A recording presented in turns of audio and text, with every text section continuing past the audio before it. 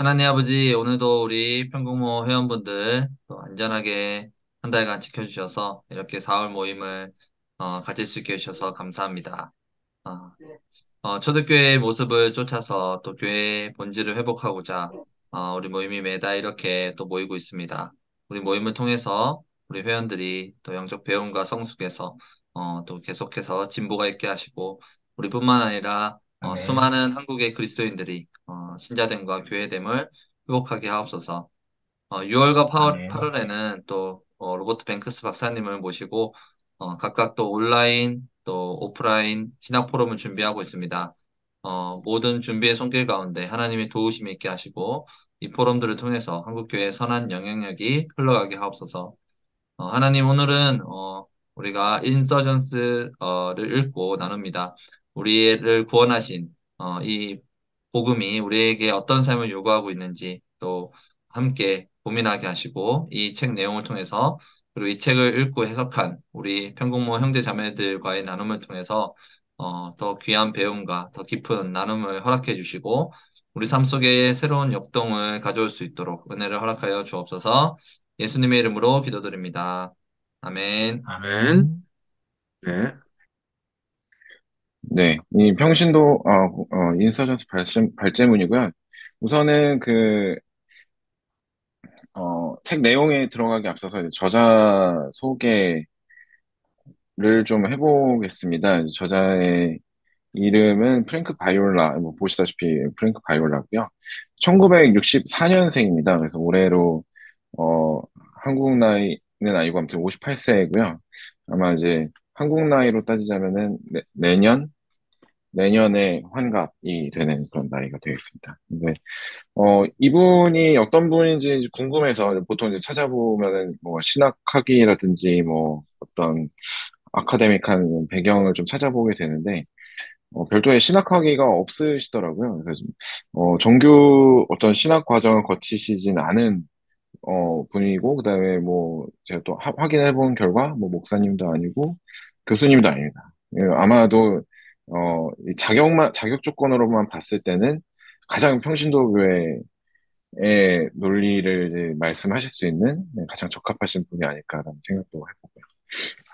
그래서 이분이 이제 인서전스라는 책 말고도 많은 책을 좀 지으셨는데, 어, 보시면은 이제 뭐 인서전스도 최근에 이제 가장 최근에 지어진 작품이고요. 2018년도. 그다음에 그 아래로 또 유기적 교회 세우기라는 책이 있고요. 제가 빌렸었는데 혹시 저의 얼굴도 보이나요? 보이지 제가 않습니다, 저는. 보이지 않군요. 네. 아무튼, 네네. 유기적 교회 세우기라는 책도 있고, 이 교회 물든 기독교, 그리고 다시 그려보는 교회, 또 뭐 영원에서 지상으로라고 하는 또 책도 있습니다. 그런 책들이 어 인서전스 중간중간에 많이 언급이 돼서 한번 제가 저서에 대해서 좀 이렇게 언급을 해봤고요. 이 책들이 한 1990년대부터 뭐 2010년대까지 이제 골고루 좀 분포돼서 많이 나와 있고, 그리고 여기 언급되어 있는 이 네 가지 책들은 모두 그 이남하 목사님이라는 분의 번역을 거쳐서 출간이 되었고요. 그 이외에도 한 20권 이상의 저서가 있습니다. 저술 활동도 굉장히 열심히 하시는 분이고, 그다음에 뭐 독서 활동도 굉장히 만만치 않게 열심히 하시는 분입니다. 그래서 책을 읽어보시면 아시겠지만 이분의 독서량이 굉장히 많은 것으로 이제 확 와닿습니다. 인용되는 뭐 책들도 그렇고, 그다음에 뭐 본문 주해를 위한 뭐 기초적인 지식이라든지 뭐 이런 부분에 있어서도 이분이 되게 독서량이 굉장히 많고 본인의 이제 논리를 전개하기 위해서 많은 독서를 하시는구나라는 생각을 해볼 수가 있습니다. 그다음에 블로그도 운영을 하고 계시고요. 뭐 비욘드 이벤젤리컬, 뭐 아무튼 복음주의를 넘어라는 제목일 것 같습니다. 이런 제목의 블로그도 운영하고 팟캐스트도 있습니다. 그래서 어,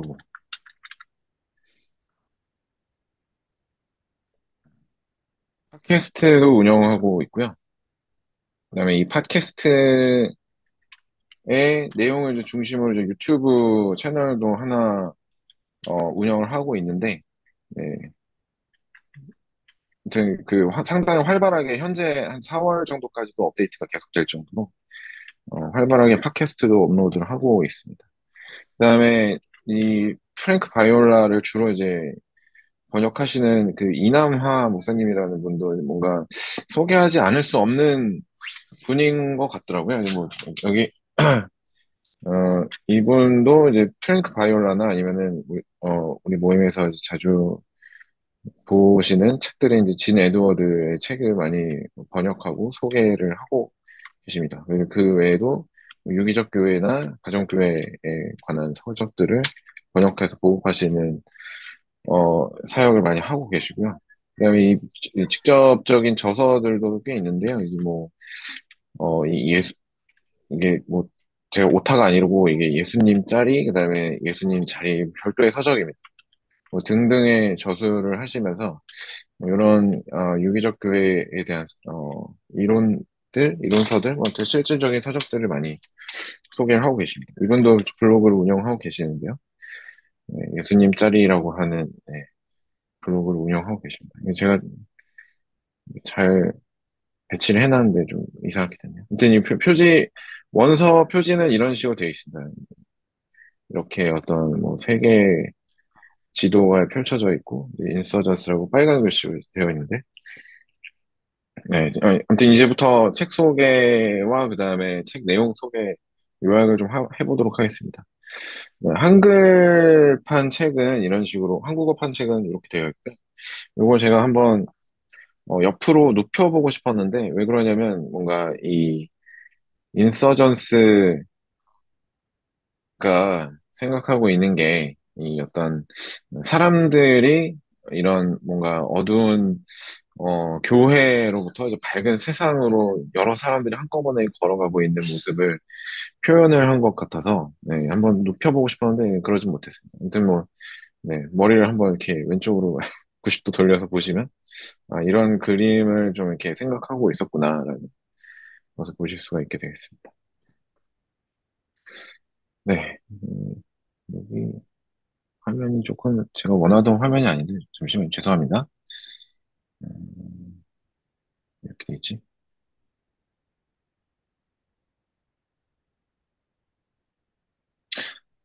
어, 네, 아니, 그냥 하겠습니다. 어, 그래서 요 요약본을 아까 이제 카톡에도 조금 올려드렸었는데요. 거의 그 대동소이한 내용일 겁니다. 요 내용을 제가 한번 읽어보도록 하겠습니다. 그래서 뭐 저는 좀 가급적이면은 네, 빨리 진행을 해보겠습니다. 네. 그래서 읽기를 시작해보면 이 책은 이제 작가의 최신간입니다. 제목은 인서전스이고요. 조금 낯선 단어입니다. 이 책을 통해서 저도 이제 처음 접한 단어인데요. 직역하면 폭동이나 반란이 되는데, 이 작가가 이 단어를 통해서 이제 구체적으로 무엇을 의미하려고 했는지에 대해서는 책을 읽으면서 겨우 저도 이해를 했습니다. 복음과 교회에 대해서 이제 폭동이고 반란이라고 칭하는 것에 대해서 약간의 반감이 처음에는 있었지만, 책의 끝까지 작가를 따라서 가면서 어떤 의미에서 폭동 혹은 인서전스라고 했는지 저도 알 수 있었습니다. 책의 주요 메시지는 다음과 같습니다. 오늘날의 교회가 초대교회 당시의 역동성과 혁명성을 잃고 정체된 것 같은 이유는 복음이 훼손되었기 때문이라고 합니다. 현대 교회에서 훼손된 복음은 율법주의와 방탕주의의 양극단으로 치우쳐져서 성도들을 억압하거나 방임하였다고 합니다. 작가는 이런 복음에서는 이슬람 극단주의나 열성적 공산주의자가 보여주는 열정조차도 찾아볼 수 없다고 합니다. 이에 비해서 이제 작가가 인서전스라고 명명한 하나님 나라의 복음은 개인의 신앙 영역에 있어서도 혁명을 일으키며 사회적으로도 세속국가에 속하지 않은 하나님 나라가 되므로 살아있고 강력하고 획기적인 변화를 일으키게 한다고 합니다. 작가는 독자로 하여금 하나님의 나라의 복음을 제대로 이해하고 하나님 나라에 들어옴으로 인서전스에 가담하도록 초청합니다. 작가는 이 논의를 총 6부에 걸쳐서 전개를 해 나갑니다. 우선 첫 번째로 서론과 일부는 비슷한 내용인데요. 세 가지 복음이라고 되어 있는 이름으로 되어 있습니다. 여기서는 작가가 이제 문제의식을 갖게 된 배경과 문제의식을 설명하고, 그리고 앞으로 다루게 될 세 가지 복음, 이제 여기서는 율법주의, 방탕주의, 하나님 나라의 복음에 대해서 이제 제기합니다. 2부의 제목은 왕의 아름다움이 베일을 벗다라는 제목인데요. 여기서는 진정한 하나님 나라의 복음을 믿기 위해서는 우선 하나님의 아름다움에 매료되어야 한다고 합니다. 좀 더 이제 구체적으로는 예수 그리스도의 삶과 말씀과 사역과 죽음과 부활, 전 세계를 통해서 그리스도의 영광스러움과 아름다움에 사로잡혀야 한다고 합니다. 매료됨과 사로잡힘이 없으면 우리는 율법주의적으로 빠지게 되기 쉽다고 합니다. 3부 하나님 나라의 복음에서는 하나님 나라가 무엇인지에 대해서 탐구합니다. 2부에서 뭔가 아름다움과 매료됨과 사로잡힘에 의해서 이제 하나님 나라에 들어오게 되는 건데, 그 하나님 나라가 무엇인가에 대해서 탐구하는 건데요. 성서는 결코 하나님 나라의 정의를 내린 적이 없지만, 성서에 나오는 하나님 나라의 언급을 통해서 하나님 나라는 구약의 제사장 나라를 잇는 신약의 에클레시아라고 상세하게 주해를 합니다. 뭐 제가 이 내용을 다 실을 수는 없고 주해를 잘 해주셨습니다. 이 하나님 나라는 세례 요한에 의해서 처음에 이제 길이 마련되었으며, 그리고 예수 그리스도의 성육신한 몸으로부터 시작되었습니다. 그러니까 아까 오전에 이제 질문 주셨던 내용이었던 것 같습니다. 어제였나요? 오늘이었나요? 아무튼 그 120페이지에 나오는, 네. 거기서 이야기하는 것은 예수 그리스도의 성육신한 몸 자체부터가 하나님 나라다. 그래서 뭐 영어로 되어 있던 부분에서는 in the midst of you, 너희 가운데 있는 그 예수 그리스도가 하나님 나라다. 이렇게 거기서부터 이제 시작한 것이 이제 하나님 나라라고 이야기를 하고 있습니다. 그 이후 이제 부활하신 후에는 에클레시아로 확장이 되는데요. 어, 그리고 이 하나님 나라의 복음은 예수를 주요, 그다음에 왕으로 섬김으로 항상 기존의 세속적 질서를 거스르는 인서전스라고 합니다. 하나님 나라가 이제 인서전스라는 거죠. 무리를 빚게 되어 있습니다. 그래서 큰 반발을 사게 됩니다. 또한 세속 국가와 충돌하게 됩니다. 그런 하나님 나라의 특징에 대해서 3부에서 다룬다면 4부에서는 하나님 나라에 어떻게 들어갈 것인가, 그리고 무엇을 누릴 것인가에 대해서 이야기를 합니다. 하나님 나라에 들어가기 위해서는 우선 회개와 믿음이 필요합니다. 이것은 내가 이전에 충성을 다 충성을 바쳤던 것들에 대한 죽음을 의미합니다. 이는 부도덕, 우상시했던 것들, 부적절한 것들, 부정한 것들, 중독에서 빠져나오는 것을 또 의미하기도 하고, 그리고 나서 훔친 것을 배상하고 죄를 고백하는 것을 의미합니다. 또한 나의 재능과 미래를 포기하는 것도 포함합니다. 그러니까 나의 삶을 재단 위에 올린다고 하는데요. 재능과 미래를 포기하는 것까지도 포함을 하는 겁니다. 그래서 내 삶이 어떻게 될 건지에 대해서도 내가 어떤 뭐 주도권과 소유권을 포기하겠다, 이런 의미라고 보겠습니다. 저자는 이럴 정도로 이렇게 급진적으로 하나님 나라에 들어가고자 하는 것을 영적인 침노라고, 예, 이야기를 하는데요. 침노가 영어 표현으로 이제 그 괄호 쳐져 있던 표현으로는 violence, 폭력으로 번역이 되어 있었는데요. 그 정도로 이제 공격적이어야 한다고 이야기를 합니다. 이제 공격적인 절박함으로 들어가야 한다고 합니다. 그다음에 5부에서는 어, 이제 영광스러운 우리의 자유라는 이름으로 되어 있고, 이제 방탕주의가 아닌 하나님 나라의 복음이 말하는 자유에 대해서 이야기합니다. 이, 어, 이제 하나님 나라에 들어오게 되면은 자유가 있게 되는데, 이 자유는 또, 방탕주의가 이야기하는 자유와는 되게 대비되는 그런 자유가 되겠습니다. 이 자유는 그리스도를 위한 자유이나 그리스도로부터의 자유는 아니라고 합니다. 이 자유는 또한 모세 율법으로부터 자유하나 그리스도 예수 안에 있는 생명의 성령의 법을 따릅니다. 또한 하나님 나라와 대비되는 세상에 대해서 여기서 이제 설명을 하는데요. 세상으로부터의 자유에 대해서 또 설명하기 위해서입니다. 어, 하나님은 또한 사람들을 향해서 세상에서 빠져나오라고 말씀하신다고 합니다. 세상에서 빠져나오는 것이 세상으로부터의 자유인 거죠. 세상에 대한 자유는 욕심에서의 해방, 그리고 재물의 유혹으로부터의 해방입니다. 근데 마지막으로 육부가 남았는데요. 육부는 제목이 하나님 나라의 전진입니다. 그래서 이 개인이 하나님 나라에 들어가고 하나님 나라를 누리고 하나님 나라의 자유를 맡기를 한 다음에 그러고 나서 하나님 나라가 이제 이 땅에서 어떻게 확산되고 전진되는지를 탐구합니다. 좀 더, 사회와 외부에 대한 관점이 있고요. 그 다음에 조금 더 이제 공동체적인 측면에 대해서 탐구하는, 부라고 할 수 있겠습니다. 이 6부가 죄송합니다. 책 전체의 약 3분의 1에 해당하는 분량이 할애가 되어 있습니다. 그만큼 이제 두껍고요. 이제 예, 이 책이 총 거의 이제 500페이지가 조금 안 되는데, 3분의 1이니까 네, 거의, 어쨌든 많은 분량이 할애가 되어 있습니다. 180페이지 정도가 할애가 되어 있는 것 같은데, 오북, 그만큼, 이 6부가 가장 작가가 주로 이 책에서 다루고 싶었던 부분이라고 저는 보이고요. 이 책의 핵심이라고 생각이 돼요.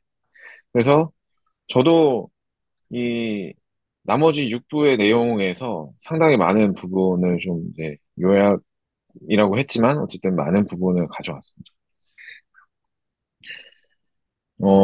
네. 이 6부에 비해서 약간 5부까지의 내용을 제가 느끼기에는 다소 좀 일반적인 내용이지 않았나라고 생각이 들 정도이고요. 네. 그래서 이제 6부의 내용을 조금 미리 요약을 해보자면, 어, 책의 용어를 써서 말하자면, 인서전스에 가담한 사람은 어떻게 사는가가 6부의 주된 주제라고 할 수 있겠습니다. 저자가 여기 6부에서 가장 차별화하고 싶은 대상은, 소위 하나님 나라 세우기 운동과 같은 사회복음 그룹이라고 할 수 있겠습니다. 이 사회복음은 보통 세속국가의 정치 권력을 획득하거나 아니면은 사회운동에 바로 참여하는 형태로 나타납니다만, 성경에서는 이렇게 하라는 명령은 없다고 합니다. 하나님 나라의 전지는 하나님만 하실 수 있고, 우리는 그 일에 이제 동참하는 형태로만 참여할 수 있다고 합니다. 그러면 어떻게 하는 것이 직접 나서지 않고 동참하는 것이며, 그 둘 사이에는 뭐가 다른지에 대해서도 궁금해집니다. 하나님 나라의 복음은 살아계신 예수의 인격에 굴복되고, 그분의 내지 않은 생명에 의해 삽니다. 인서전스에 가담한 사람들은 의에 주이고 목마른 사람들입니다. 하나님 나라는 예수께서 복음서에서 가르치신 것과 같이 조용히 비밀리에 그리고 보이지 않게 활동합니다. 그래서 여기까지 해서 이제 인서전스가 사회복음과 어떻게 다른가가 좀 다뤄진 것 같고요. 그리고 여기서 그치지 않고 또 소위 죽어서 천국 가는 이 대피의 복음과도 차별화를 합니다. 성경에서도 이미 지금 여기서 그분의 나라에 들어갈 수 있음을 증거했고, 말뿐만이 아니라 삶으로도 그리스도의 왕 되심의 구현을 위해 어, 성도들을 이제 부르고 있습니다. 그래서 에클레시아는 그래서 어떤 일들을 해야 되냐면 가난한 사람들이나 과부, 노숙자, 마약 중독자들을 섬기는 등 모든 이에게 착한 일을 함으로 하나님 나라를 세상에 밝히 선포하고 구현하고 드러냅니다. 이렇게 인서전스에 가담한 사람들은 어, 브레이크 굿이라고 저자가 또 명명을 한 게 있는데요. 이게 약간 영어적인 수거 표현인 것 같습니다. 이제 브레이크 배드라는 수거 표현이 있는데 이걸 약간 활용을 해서 브레이크 굿이라는 용어를 좀 만든 것 같습니다. 그래서 좀 예, 급진적으로 선한 일들을 행하는 것들을 아마 브레이크 굿이라고 한 것 같습니다. 또한 하나님 나라는 세상의 권세와 결탁하지 않습니다. 세상은 사탄의 지배하에 있는 곳이며, 에클레시아는 하나님의 통치 안에 있습니다. 그래서 같이 할 수 없다는 거죠. 그리고 정치적으로도 하나님 나라는 보수 우익도 아니며 진보 좌익도 아닙니다. 그리고 자유주의 운동, 흑인 민권 운동, 월가의 시위와도 혼동하지 말아야 합니다. 예, 이런 모든 사람들이 하나님 나라가 뭐 각자 자기가 지지하는 어떤 정치적 세력이라고도 할 수 있겠지만, 그러고도 있지만, 그러지 않아야 된다고 얘기를 하고 있습니다. 또한 좀 정리를 하면서 이분이 이제 어떻게 이야기를 하냐면, 1세기 당시 그리스도인들하고, 어, 그들의 상황하고 조금 비교를 했습니다. 지금 우리의 오늘날에 처한 현실과 비슷한 점을 이제 파악을 하셨고, 그것을 이제 지적하기 위해서도 이 이야기를 하셨는데요. 1세기 당시 그리스도인들은 첫 번째로 이제 셀로 당원들처럼 무력을 사용하지 않았습니다. 무력으로 하나님 나라를 세우려고 한 것이 아니죠. 사두개인들처럼 또한 정치 권력과 결탁하지 않았고요. SNF파처럼 사회를 떠나 칩거하지도 않았습니다. 바리새인들처럼 그들에게 속하지 않은 사람들을 멀리하지도 않았습니다. 에클레시아는 하나님 나라의 사람들입니다. 그러므로 그들은 십자가를 집니다. 여기서부터 이 인서전스가 택해야 되는 방법에 대한 구체적인 설명이 이제 나오게 되는데요. 1세기 당시에 그리스도인들이 이렇게 하지 않았고, 1세기 당시에 그리스도인들도 이렇게 예수님과 같이 십자가를 졌다는 점에 착안을 해서 이야기를 진행합니다. 하나님 나라는 결코 정치적인 차원에서 이루어지지 않습니다. 국가주의와 하나님 나라를 동시에 수용할 수도 없습니다. 승리는 고통에 의해서만 얻어집니다. 이 부분이 좀, 중요한 부분인 것 같습니다. 고통에 의해서만 얻어진다고 이야기하고요. 십자가 없는 하나님 나라는 없으며, 고통 없이는 왕노릇할 수 없습니다. 이 고통은, 어, 그냥 이제 고통스러운 것만이 아니고, 재림과 부활이라는 복스러운 소망으로 견뎌낼 수 있습니다. 그리고 그 후에 하나님 나라를 상속받을 수 있습니다. 그래서 이런 소망에 의한 어떤 이제 인내되는 고통을 이용해서 고통을 이용한다기보다 고통을 통과하는 차원으로만 하나님 나라가 전진되고 확산된다라는 이야기죠. 그래서 인서전스가 또 무엇을 따라야 되느냐 하면 오늘날 예수님을 따른다는 것은 모든 것을 뒤로 하고 그분이 어디로 인도하시든지 따라가는 것을 뜻합니다. 그것은 자기 부인과 십자가를 지는 것을 뜻합니다. 인서전스는 과격한 너그러움으로 특징 지어집니다.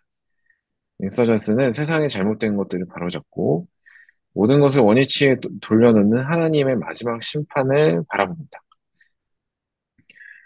네.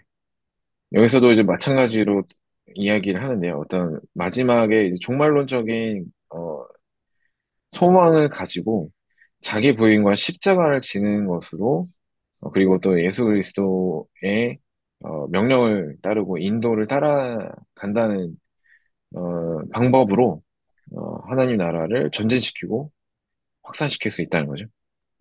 네.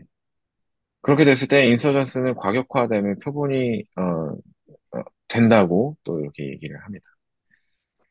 여기까지 해서 책의 내용을 좀 요약을 해 보았습니다. 그래서 저만의 좀 서평을 좀 해봤는데요. 이 책이 그래서 저나 아니면 뭐 다른 분들에게 어떤 의미가 있었을지에 대해서 제가 먼저 좀 이렇게 써봤는데요. 우선 하나님 나라에 대해서 많은 정의들이 있었지만 좀 이분이 하는 정의가 뭐 예, 저는 좀 와닿았었다고 생각합니다. 와닿았었기도 하고, 좀 더 정확한 정의라고 생각을 했는데요. 어, 예를 들면 이렇습니다. 이제 하나님 나라는 천국이라고도 많이 번역이 되는데요. 그래서 죽어서 가는 천국으로 한국 교회에 대해서 주로 많이 이해가 됐었고, 그래서 이 세상의 나라가 아닌, 이 세상에서 이제 구현될 수 있는, 우리가 살아서 구현할 수 있는 나라가 아니라, 마지막에 재림하신 후에 애나 오게 되는 그런 나라라고 이해가 됐었거나, 혹은 거기에 좀 반발해서 나타나는 어떤 진보적인 기독교에서는 이제 점차 확장되어서 세속 국가까지 이제 개혁이 되는 것을 하나님 나라라고 칭했다고 이야기를 하는데 그렇지 않고 이 저자는 하나님 나라를 교회 물론 이분은 처치의 의미의 교회도 조금 조심스럽게 쓰셨습니다. 그래서 에클레시아라는 말을 책에서 많이 쓰셨는데 이 에클레시아와 하나님 나라를 거의 동일시 했습니다. 네, 완전 동일시했다고는 할 수 없습니다. 왜냐하면 또 오는 하나님 나라에 대해서 또 이야기를 해야 되기 때문에 현재의 하나님 나라를 에클레시아와 동일시했습니다. 그래서 지금의 교회가 어, 에클레시아여야 하며 또한 이 교회가 하나님 나라가 되어서 하나님 나라의 이런 뭐 역할들을 수행을 해야 된다는 거죠. 그래서 어, 이제 또 이 현세에서 하나님 나라에 대해서 얘기를 함으로써 이제 세속국가와는 분리된 어, 시민으로서의 정체성을 하나님 나라의 시민으로서의 정체성을 가지게 된다고 이야기합니다. 이 부분도 중요한 것 같고요. 우리가 뭐 이 부분도 기존에 한국 교회에서 말이 안 됐던 것은 아니지만 하나님 나라의 시민 정체성을 갖는 것에 대해서 어, 이분의 나름대로 잘 설명을 해주신 것 같습니다. 그다음에 두 번째 의의는 제가 생각했을 때는 저의 개인적인 문제 의식이기도 했는데요. 왜 현대 교회는 운동력이 없고 고립되어 있는 것 같은가? 라는 저는 질문을 가지고 사실 요 평신도교회 공부 모임에도 사실 찾아왔던 건데, 이 의문에 대해서 어느 정도 해소를 해준다고 생각을 했습니다. 그래서 현대 교회 복음이 어느 정도 훼손되었기 때문에, 그래서 이 책에서 말하는 바 율법주의나 방탕주의로 치우쳤기 때문에 운동력이 없고 고립되어 있다. 이렇게 설명을 해주고 있습니다. 그리고 이 책의 가장 뭐라 해야 될까요? 뛰어난 부분이라고 할 수 있는 부분은 틀린 신앙에 대해서 구체적으로 개념화 해준다는 점이 저는 이 책의 좋은 점이라고 생각합니다. 그래서 율법주의 신앙이 어떤 것인가? 그리고 방탕주의 신앙은 또 어떤 것인가? 그리고 그 둘의 차이점은 어떤 것이며, 우리가 이야기하는 그 인서전스 혹은 하나님 나라의 복음과는 어떻게 다른가에 대해서 잘 개념화해 주었고요. 그래서 기독교 신앙인으로서 평생 동안 좀 주의해야 될 지점들에 대해서 명확하게 보여줬다는 것. 이게 첫 번째 큰 장점이라고 하자면, 또한 그 하나님 나라 신앙이 어떻게 왜곡되었는지. 그러니까 이거는 또 아까 그 율법주의 신앙과 방탕주의 신앙과는 조금 더 결이 다른 부분인데요. 이 화재보험 신앙과 세속국가 개혁 신앙으로 이제 치우쳐지는 모습을 또다시 구분해 줬고, 이것도 굉장히 명확하게 개념화를 해 주었다고 생각합니다. 그리고 이런 부분들을 지향을 해야 되는데, 어, 어떻게 틀리며, 어떻게 지향해야 될지, 이런 부분들도 잘 보여줬다는 점이 이 책이 가지는 장점이 아닌가 생각합니다. 그리고 하나님 나라 신앙으로 들어가는 방법, 즉 인서전스에 가담하는 방법과 하나님 나라 신앙의 특징에 대해서 차근차근 단계적으로 설명하고 있다. 이런 부분을 보여주는데요.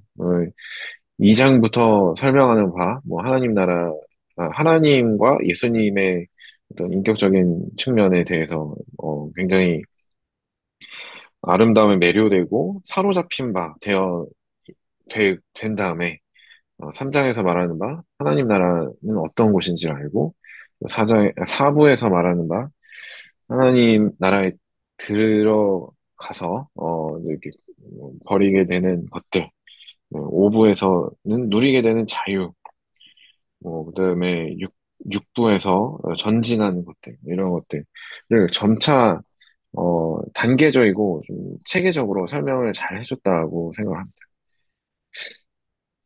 어, 네. 그게 이 책이 가지는 의의인 것 같고요. 이제 내용 및 구성에 있어서는 이 장점이라고 아까 언급한 것과 이제 동일한 내용인데요.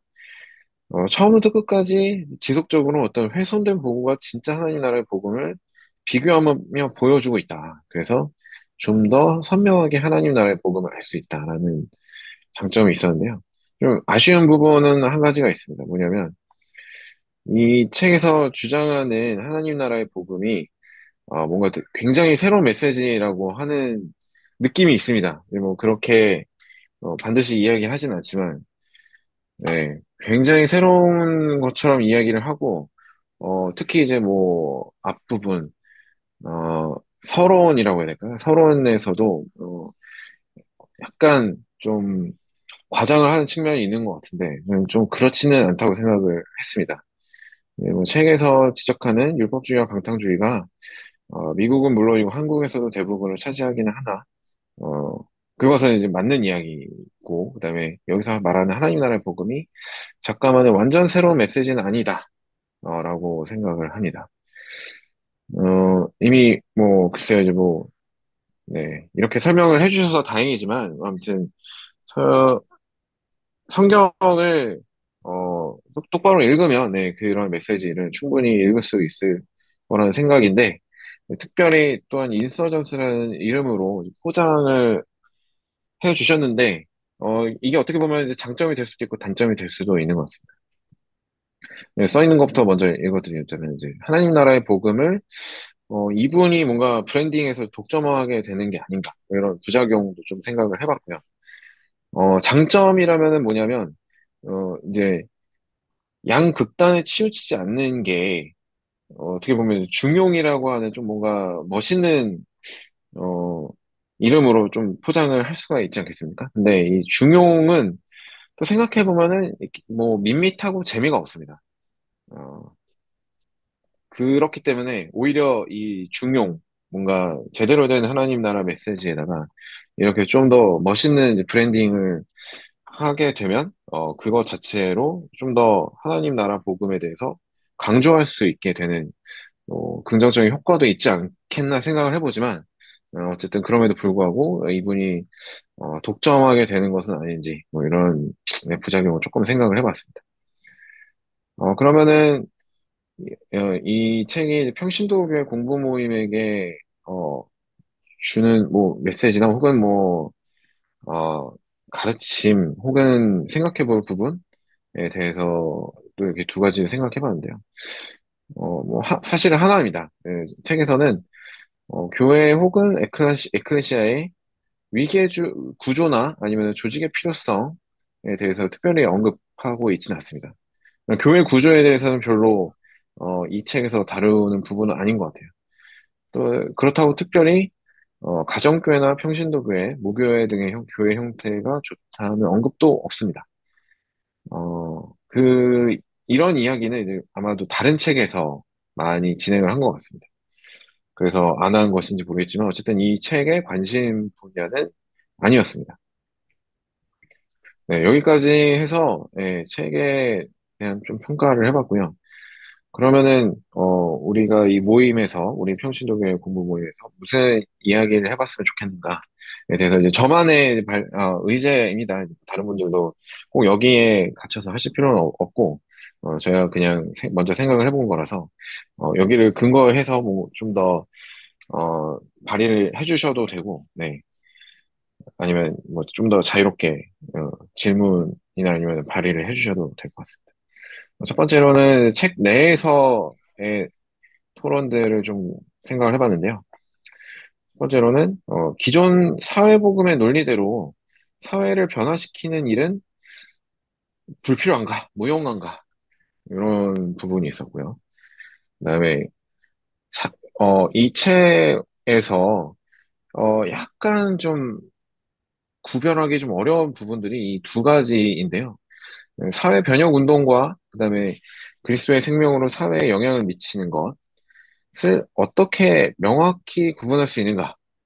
여기서는 이 책에서는 굉장한 차이가 있다, 혹은 어, 다르다 뭐 이렇게만 얘기를 한 것 같은데 제가 읽기론 이것을 어떻게 명확히 구분할 수 있을지 우리가 선한 일을 하는 것이 과연 내가 인서전스로서 하는 것인지 아니면은 그냥 어떤 세속 국가를 좀 더 잘 만들기 위해서 하는 것인지에 대해서 어떻게 구분할 수 있을까? 이런 질문이 있었고, 그다음에 또한 이제 보수적으로 또 갔을 때 이제 인도주의적인 지원, 뭐 이제 여러 가지 자선 사업이나 행사 같은 게 있겠죠. 뭐 그런 것과 하나님 나라의 선한 일 사이에는 어떤 본질적인 차이가 있는가? 이 부분에 대해서도 제가 책을 읽으면서 좀 차이를 찾을 수는, 답을 찾을 수는 없었습니다. 다른 분들은 어떻게 생각하셨는지 궁금합니다.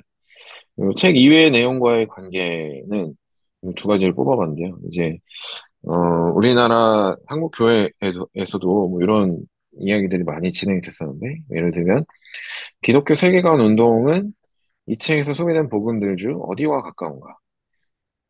그리고 또한 한국에서 이제 벌어지고 있는 하나님 나라 운동이라고 하는 운동도 있습니다. 네, 뭐, 특별히 어떤 분들이라고 제가 언급은 하지 않겠지만 아시는 분들은 아실 것 같습니다. 그래서 이 하나님의 나라 운동은 또 어디와 가까운가 이런 내용도 좀 이야기해 볼 만한 부분인 것 같고요. 그래야 이제